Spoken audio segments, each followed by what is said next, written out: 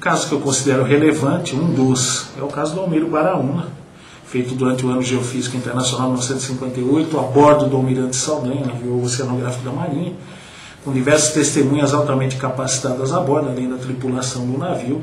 Foi feita diversas fotos, né, do objeto em forma de Saturno, né, uma esfera com água, né, e foi tão importante a ponto do presidente Juscelino Kubitschek trazer aquilo para a imprensa a nível mundial. Temos a Noite Oficial dos OVNIs, 86, temos o caso Varginha, são casos muito importantes. Tem a nível internacional, o caso Bento Watterson, uma base da Força Aérea Americana na Inglaterra, um objeto chegou a pousar dentro dessa base.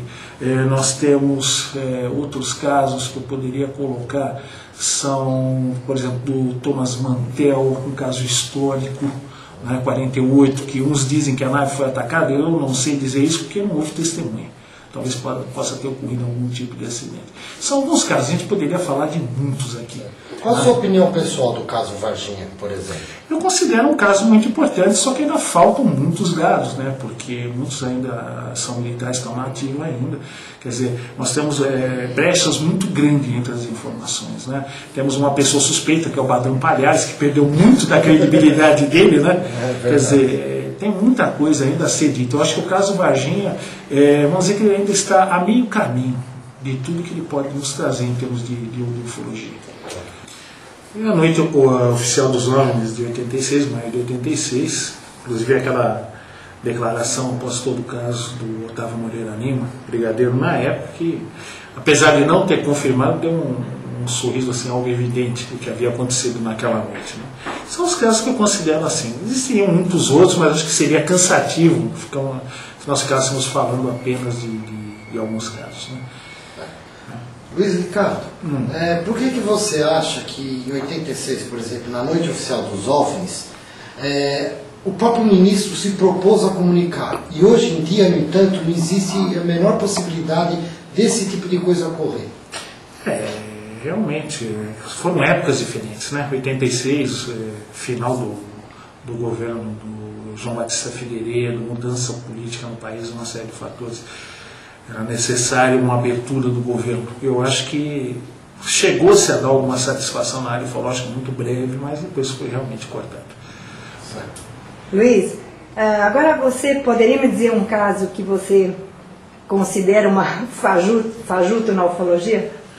Olha, eu conheço diversos. O problema é que eu vou ter que citar nomes. Eu não gosto muito de citar nomes. Tem uma pessoa aí muito em voga, né, que vende terrenos por aí, né, pratica contatismo. Essa é uma pessoa furadíssima. Acho que eu não preciso mencionar nomes, né, todo mundo conhece, né. O caso do Billy Mayer, talvez em parte, ele tem muita coisa inexplicável, né. Eu não sei se o ego subiu a cabeça e daí, a partir de um certo ponto, ele começou a extrapolar a situação. Mesma coisa Jorge Adamski, parte do que ele fala também.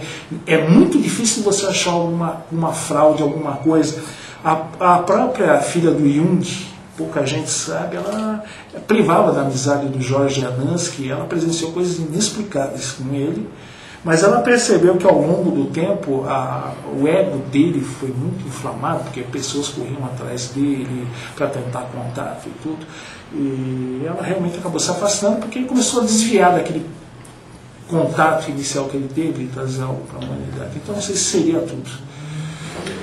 Luiz, você pesquisou pessoalmente algum caso ufológico? Peruíbe, um caso de um pouso na estrada que liga uma cidadezinha, Miracatu.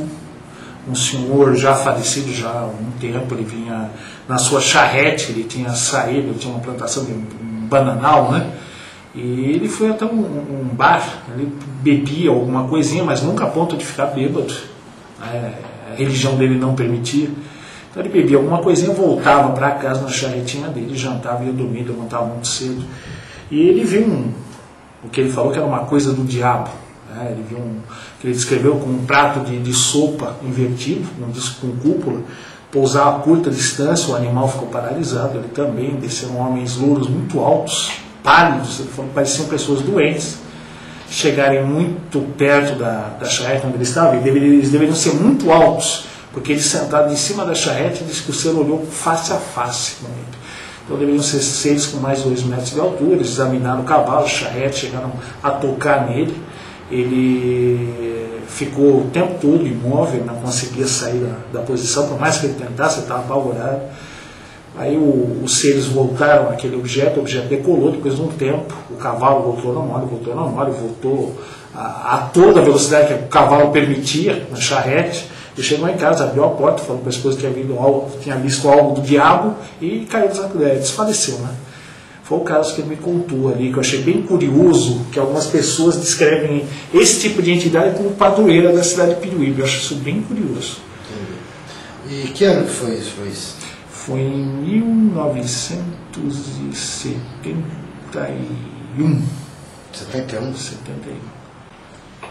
Gedo nos contou como surgiu o convite para ser locutor do programa Fenômeno UFO na Rádio Boa Nova, que se encontra no ar há 5 anos. Atualmente, o programa pode ser assistido em todo o Brasil e no exterior, e já entrevistou muitos ufólogos conhecidos. Luiz, nós sabemos que você tem um programa de rádio, a Rádio Boa Nova, Isso. que fala sobre ufologia. Isso é o programa Fenômeno UFO, que vai ao ar todo sábado, das 13 às 14 horas, com reprise no domingo, das 21 às 22 horas.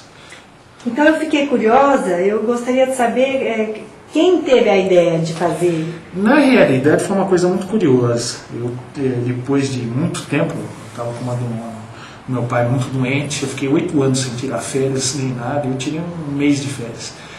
E também ajudava a minha mãe cuidando do meu pai, que ficou muito debilitado, precisava de ajuda com ele.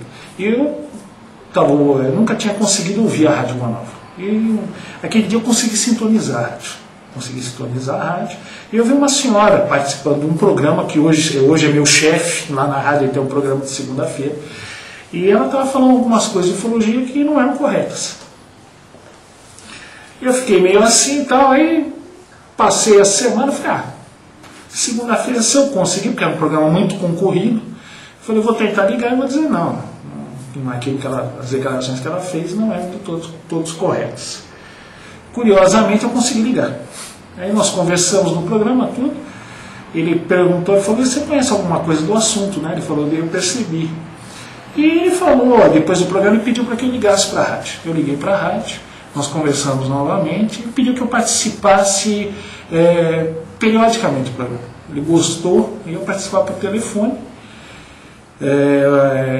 Aí já do serviço, que as minhas férias tinham acabado, fazia participações rápidas. Aí um dia ele me convidou para conhecer a rádio, eu fui lá e numa reunião ele falou, Luiz, olha, eu gostaria que a rádio tivesse um programa de ufologia e gostaria que você fizesse o programa. Na hora eu saí batendo pelas paredes. Eu saí tão nervoso que eu estava no ponto do ônibus e não vi o ônibus passar, eu perdi o ônibus. Quer dizer, eu nunca imaginei na minha vida que eu estaria fazendo um programa de ufologia na rádio. Isso, se alguém chegasse para mim há uns 8 anos atrás e falasse isso, eu ia dizer, não, isso é impossível, sabe? Você foi uma pessoa muito retraída, nunca me passou pela cabeça. Estamos aí, hoje, agora em abril, fizemos 5 anos no ar. Né? Temos audiência no Brasil inteiro, temos ouvintes em outros países, no Japão, no Canadá, nos Estados Unidos, Portugal, Espanha, né? Diversos países têm entrado em contato na internet conosco, mandando relatos, perguntas, quer dizer, uma coisa muito gostosa. E tem link para a internet também, tem, né? Que é o site da própria rádio, que é www.radioboanova.com.br. Você pode ouvir o programa ao vivo, né, direto pela internet, ou tem as reprises disponíveis. Normalmente tem 106 ou 8 programas disponíveis ali. É uma rádio espírita que nós colocamos também a visão espírita na ufologia, que pouca gente sabe que as obras espíritas falam de vida em outros mundos. É uma coisa bem curiosa. Você tem ideia do alcance dessa rádio a nível de quantidade de pessoas, Luiz? Olha, a rádio cobre o Brasil inteiro, eu tenho ouvintes no Brasil inteiro. Certo. Tá? Eu tenho participações de Rondônia, Roraima, Amazônia até o Rio Grande do Sul. Todos os estados do Brasil, né? Nós temos participação de ouvintes. É uma coisa curiosa. Para quem quiser sintonizar a rádio, qual a frequência? É 1450 AM. Tá? Agora, se a pessoa quiser, através de parabólica em outros estados, aí você pode entrar em contato com a própria rádio, que ela te dá toda a orientação, que é para o telefone 64577 mil. Então eles te orientam, como através de parabólica, você entrar, acessar o canal do Boi, você tira a imagem, você passa a acessar o som da Rádio Boa Nova. Né? É um dos modos que você também pode pegar. Né?